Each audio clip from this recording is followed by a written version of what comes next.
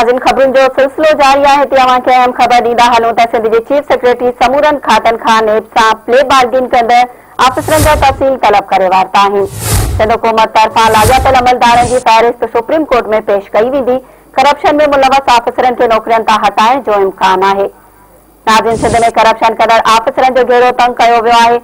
Chief secretary Mumtaz Ali Shah समूरन खातन जे सरबराहनि खां नेब खे करप्शन जा पैसा वापस करण लाइ दरख़्वास्तूं ॾींदड़ कामोरनि जा तफ़सील तलब करे वरिता आहिनि। लेटर में चयो वियो आहे त लाॻापियल खाता वीआर कंदड़ आफ़िसरनि जे उहिदनि समेत समूरा तफ़सील फ़राहम कनि त करप्शन कंदड़ आफ़िसर कीअं उहिदनि ते बरक़रार आहिनि ऐं उन्हनि खे प्रमोशन कीअं ॾिनी वई आहे।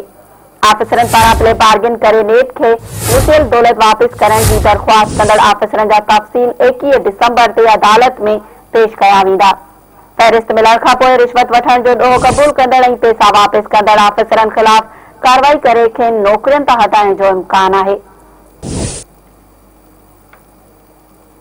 नाज़िन अहम ख़बर हिकु दफ़ो ॿीहर अव्हांखे ॿुधाईंदा हलूं त सिंध जे चीफ सेक्रेटरी समूरन खातन खां नेब सां प्ले बार्गिन कंदड़ आफ़िसरनि जा तफ़सील तलब करे वरिता आहिनि।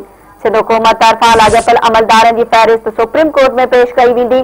करप्शन में मुलवस आफ़िसरनि खे नौकरियुनि तां हटाइण जो इम्कान आहे। नाज़िन सिंध में करप्शन कंदड़ आफ़िसरनि जो घेरो तंग कयो वियो आहे। चीफ सेक्रेटरी समूरन खातन जे सरबराहनि खां नेब खे करप्शन जा पैसा वापस करण लाइ दरख़्वास्तूं ॾींदड़ कामोरनि जा तफ़सील तलब करे वरिता आहिनि।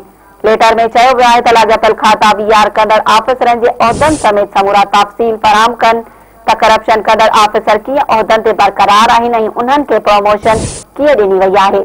मुख़्तलिफ़ खातनि जे आफ़िसरनि पारां प्ले बार्गिन करे नेब खे लुटियल दौलत वापस करण जी दरख़्वास्त कंदड़ आफ़िसरनि जा तफ़सील 21 दिसंबर ते अदालत में पेश कया वेंदा। फ़हरिस्त मिलण खां पोइ रिश्वत वठण जो ॾोह क़बूल कंदड़ ऐं पैसा वापस कंदड़ आफ़िसरनि ख़िलाफ़ कार्रवाई करे खेनि नौकरियुनि तां हटाइण जो इम्कान आहे।